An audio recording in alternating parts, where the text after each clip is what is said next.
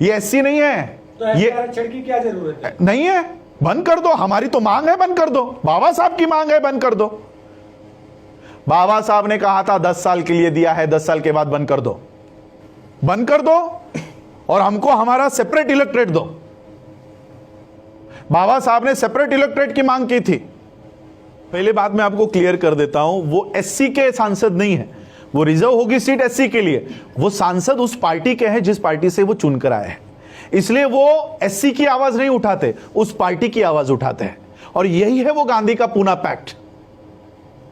ये बाबा साहब के एससी के रिजर्वेशन से नहीं आए हैं, ये गांधी ने जो हमारे अधिकार छीन लिए ना, ये उसका नतीजा है और उसकी ये देन है जो इस तरह के एजेंट्स उसके ऊपर चले गए हैं। बाबा साहब इनको सांसद नहीं कहते, बाबा साहब इनको एजेंट कहते हैं कि ऐसे लोगों को वहां पर बिठाया दिया गया है जो आज एससी के ऊपर अत्याचार भी हो ना तो उसके ऊपर आवाज तक नहीं उठाते।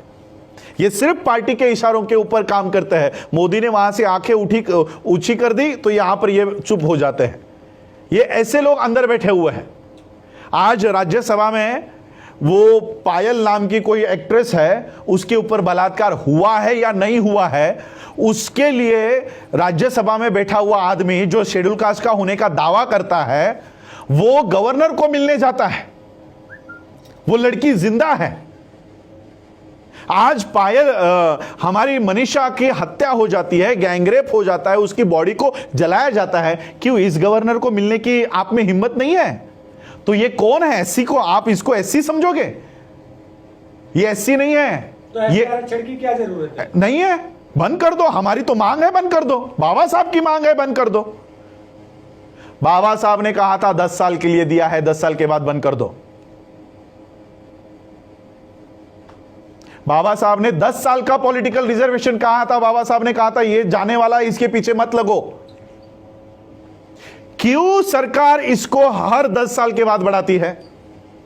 एक तरफ हमारा एजुकेशनल रिजर्वेशन बंद करवा रहे हो, एक तरफ हमारा सर्विस वाला रिजर्वेशन बंद करवा रहे हो, लेकिन पॉलिटिकल रिजर्वेशन बढ़ाते जा रहे हो। क्यों?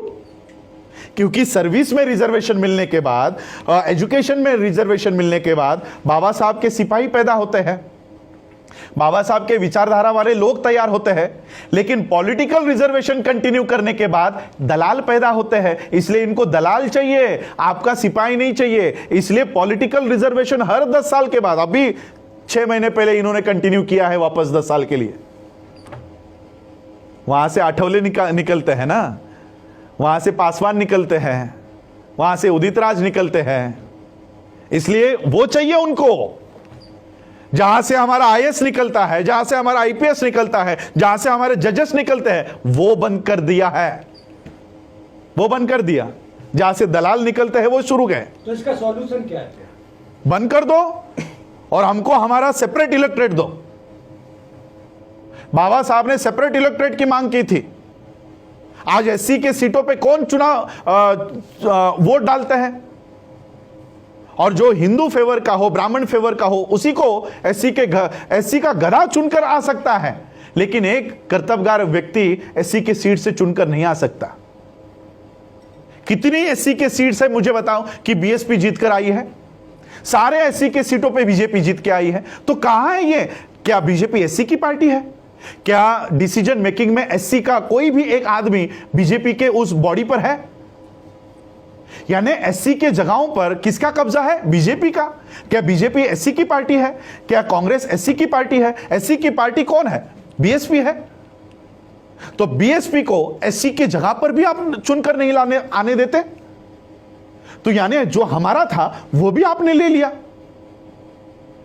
बीएसपी हमारी पार्टी है, वहां से तो एससी के कैंडिडेट्स को चुनकर आने देना चाहिए था, वहां से भी बीएसपी को निकाल दिया।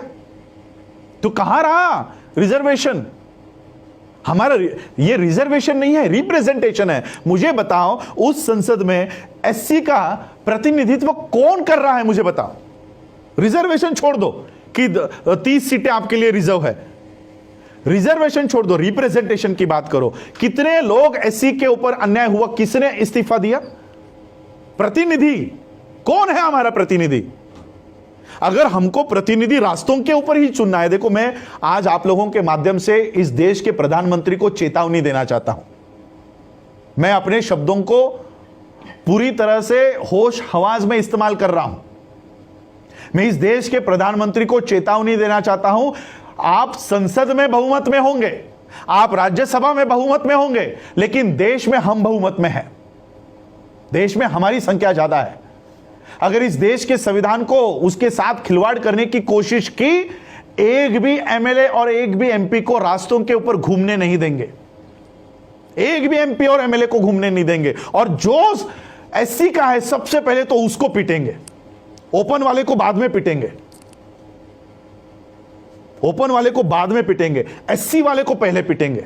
ये वो दलाल है जो हमारी बात करने के लिए अंदर भेजा है, वो चुप बैठा है, इसको पहले पीटेंगे। लेकिन हम बाबा साहब के संविधान को मानने वाले लोग हैं, इसलिए मैं मोदी जी को बोलना चाहता हूं कि ऐसे नौबत पर हमको उतरने के लिए मत दीजिए। इस देश के मार्शल हम लोग हैं, मैं मिलिट्री के खानदान से हूं।